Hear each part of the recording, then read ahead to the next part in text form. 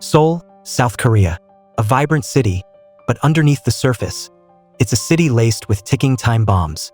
We're talking bombs planted in the most innocent places: a daycare, a water park, and worst of all, a packed stadium. A stadium filled to the brim with cheering fans, all hyped up for a major soccer game. They're chanting, they're screaming, they're completely oblivious to the fact that a terrorist has planted a sound-activated bomb right under their noses. Here's the kicker: this bomb is triggered by sound. Once the noise level hits 100 decibels, something likely in a stadium full of die-hard fans, the timer starts plummeting. The louder they get, the faster it counts down to boom. And get this, the whole terror plot is specifically targeted at one man, Navy Captain Do Young. Turns out, it's all payback for mistakes he made in his past. A few days earlier, Do Young was on his way home from a mission when he got a freaky anonymous call. Some creepy voice tells him he's planted 2 bombs, one at a daycare and another at the home of one of Do Young's teammates. Now, Do Young figures it's just some prankster trying to mess with him, so he totally brushes it off. Meanwhile, Do Young's teammate does receive a package. He opens it up. It's a bomb with a countdown timer. However, this device has a peculiar trigger mechanism. Suddenly, the sound of a pressure cooker going off fills the room. The timer on the bomb immediately cuts in half. Then, a bunch of other noises start setting it off, and the countdown starts accelerating like crazy. Before the poor guy can even process what's happening, he's gone. Do Young sees the news report on TV and finally realizes this is no joke. This is a full-blown terrorist attack. The mysterious voice calls again, telling him there's now a bomb in the soccer stadium and he only has 1 hour to find it. But here's the catch. If Do Young calls for backup, the terrorist will detonate the bomb remotely. So, Do Young tears off to the stadium, adrenaline pumping. The game is in full swing, the stands are packed, and if that bomb goes off, it's going to be a total catastrophe. Then, the terrorist calls again and shows him a sound meter in a VIP box across the stadium. If the noise in that box exceeds 100 decibels, the bomb timer will be cut in half, and Do Young is running out of time. Knowing he needs to act fast, especially since the game is on, Do Young hauls ass toward that VIP box. On the way, he accidentally bumps into a soccer fan named Deo. Deo recognizes Do Young from the news and overhears him talking on the phone about the bomb. Totally freaked out but wanting to help, Deo comes up with a plan. Do Young asks him to delay the game any way he can. So, this dude sprints onto the field, thinking he's about to become a national hero, and just yoinks the ball right before a penalty kick. The stadium erupts in chaos. Fans are screaming, players are arguing, and Deo buys Do Young some precious time to get to the VIP box. Miraculously, Do Young finds the bomb hidden inside a freaking fish tank. But just then, security guards rush onto the field and drag Deo off. The game is back on. The ball goes into the net. Goal. The crowd goes absolutely wild. The noise level spikes past 100 decibels, and the bomb timer gets slashed in half. Just as the seconds are ticking down, some kid walks into the room where the bomb is. Without even a second thought, Do Young throws himself in front of the kid, shielding him. The whole room explodes, sending shockwaves through everyone watching. The audience is freaking out. Do Young manages to protect the kid, but still, a lot of people get seriously injured in the blast. The terrorist calls again. He's all smug, warning Do Young that this was just a warm-up, a gentle start. Then, the psycho sends a picture, a clue pointing to the location of the next 2 bombs.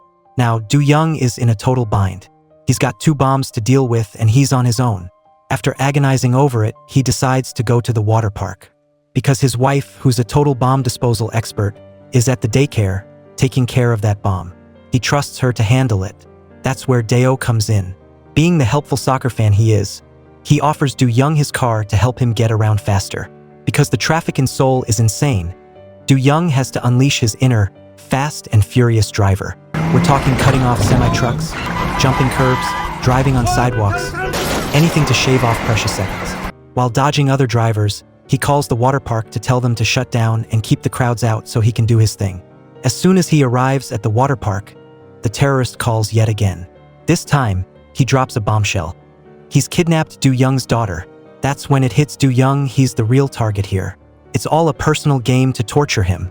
Even though he knows he's walking into a trap, Do Young decides to deal with the bomb first. He dives into one of the pools and finds the bomb right there in the drainage system. He starts fiddling with the wires, trying to disarm it. But there's more to this than meets the eye. The bomb has a screen showing pictures of all of Do Young's dead teammates. Right then, A water park employee gets a fake phone call pretending to be from the owner.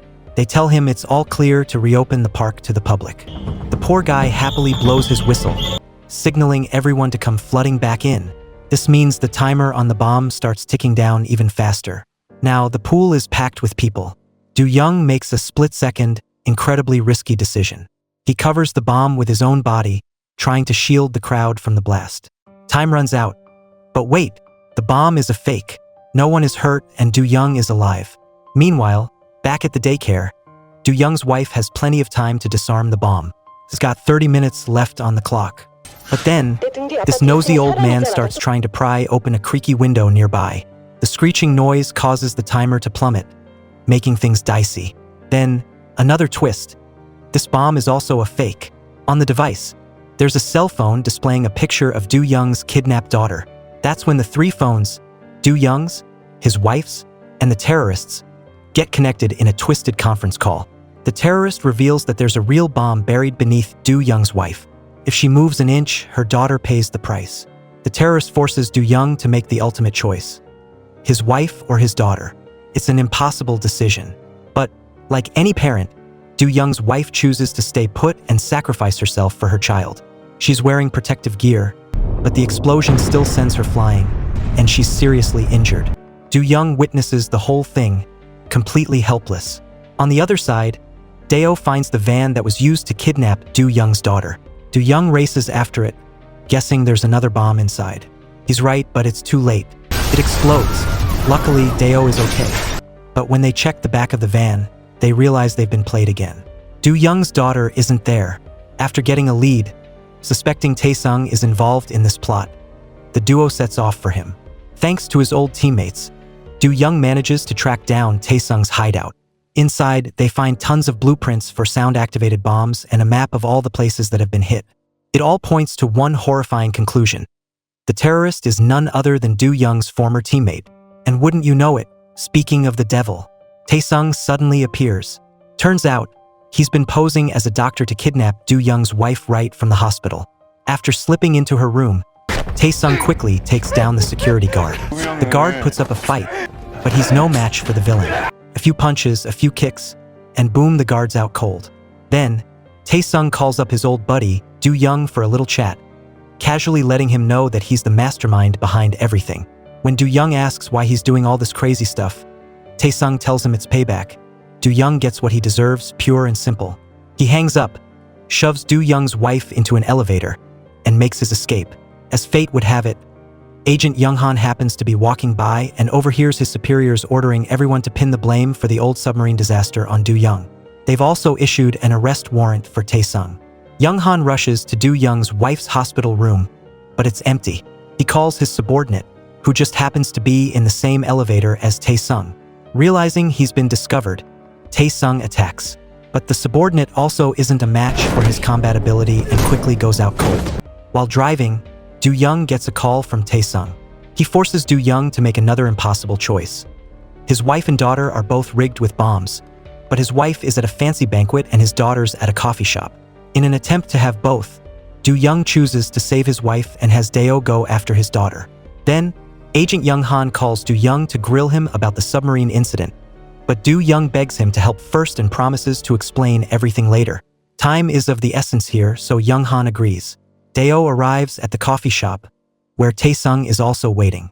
Tae-sung shoves a bomb into Deo's hands and gives him a quick tutorial on how to use it. Deo is completely freaked out. Unfortunately, the coffee shop is super noisy, so the bomb's timer immediately starts running out. Deo instinctively covers the bomb with his body to protect everyone, but it turns out to be another fake. Then, he spots a suspicious-looking little girl and approaches her. Sure enough, it's Do-young's daughter, and she's covered in explosives. Deo's just an amateur. He has no clue what to do. He's just a soccer fan. Back at the banquet, Tae-sung crashes the high society party. On his person, he is carrying sound-activated bombs. He declares that everyone there is a hostage, and this is his revenge for his fallen comrades and his brother. Just then, a bunch of cops burst through the doors, kicking down any doors, but were unlucky to enter as the bombs detonated, killing them instantly. So why does Tae-sung hate Do-young so much? The story starts last year when they were on a submarine together. along with Taesung's brother and a whole crew. The sub gets stuck with a live torpedo on board. They send out distress calls, but no one responds. Days pass and the oxygen and food start running out. Then, one day, they finally get a message from headquarters. Rescue is 15 days away. The problem is that the sub only has enough oxygen for 4 days. Do Young is absolutely furious. He's out of options, so he lays out the brutal truth to the remaining crew. Either they all die at the bottom of the ocean in 4 days, or they draw lots and sacrifice half the crew to save the other half. He leaves the decision to the captain and ultimately decides to use the lottery system to have an equal chance. People who pull the long straw live, and those who pull the short straw must be sacrificed. Taesung violently opposes the idea, arguing that no one has the right to decide who lives or dies. But orders are orders, and one by one they draw their straws. Those who die tragically accept their fate, while those who live are even more depressed. Taesung draws the long straw, but his little brother isn't so lucky. He draws the short straw. Taesung begs to switch straws with his brother, but he refuses. The moment of truth arrives. All Taesung can do is scream in agony as he watches his brother and his teammates disappear into the darkness. Back in the present, Taesung tells Do Young that the bomb strapped to him is linked to the ones on his wife and daughter. If he wants to disable them, he has to bring all 3 of them together. But if the distance between them gets too great, all 3 bombs will explode simultaneously. The banquet hall is immediately evacuated. But Taesung isn't about to let the corrupt officials who abandoned them get away. He detonates the bombs he planted throughout the room. 1 minute it's a fancy party, the next it's a scene of utter destruction. Bodies are scattered everywhere. Then, the 2 former brothers engage in a final, brutal showdown. Do Young, fueled by the power of the main character's aura, quickly gains the upper hand. Taesung grabs anything he can find and throws it at Do Young, but it's all useless. The villain can't land a single hit. But then, the tables turn. Taesung pulls out a knife and stabs Do Young in the arm. However, Do Young's love for his wife and daughter is too strong. He hardly feels the pain. He just wants to finish this quickly so he can be with them. Just as he's about to finish Taesung, he hesitates, unable to bring himself to kill his former brother. But Taesung uses that moment of hesitation to his advantage. He throws Do Young off balance and prepares to deliver the final blow. But then, Agent Young-han bursts in, saving Do Young in the nick of time. He takes down Taesung once and for all. With everything sorted, Do Young grabs the bomb, straps it to himself, and jumps off the balcony, using a banner like a zip line to slide down. What follows is a series of awesome Hollywood-style action sequences. Finally, he reaches his wife. Together, they speed off to rescue their daughter, ramming through any obstacle that stands in their way. All that matters is getting to their daughter. Thankfully, the entire family reunites with only 16 seconds to spare. The bombs are disabled. They are safe as a family. In the end, Do Young holds a press conference and publicly takes responsibility for his mistakes during the submarine disaster. He apologizes to the families of the fallen crewmates. And that's the end of the movie. Thanks for watching. If you liked it, please like and subscribe.